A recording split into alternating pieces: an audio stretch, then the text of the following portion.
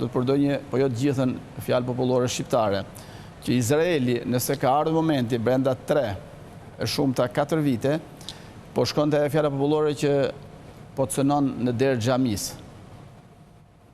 Pra, Izraeli, qeveria, jo popull. Populli aty ka jetuar prej mijëra vjetësh, që në kohën e Hazreti Mojsiut apo Hazreti Musait, aty kanë qenë edhe para 80 vitesh, dhe bashkë me sinagogat, kisha dhe xhamit shekullore, religionet qytetare e tjera me radhë, por qeveria e Netanyahut po i çon përtej kufive, përtej ekstremit të imagjinatës, gjakun e derdhur në Gaza përballë civile, në raport me civilet, për të shkuar të, le ta quajmë sa të dëshirojmë konspiracion, jo vetëm ne, po gjithkush që mund të analizoj pjesën e Nil Eufrat, Nil Frat, pra mes dy lumejve.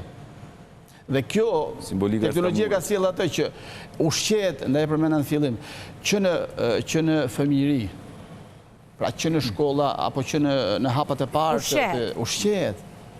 Imagjinoj këto të vi kjo nga, po marrë pjesën fetare, pa nërhyjnë ato,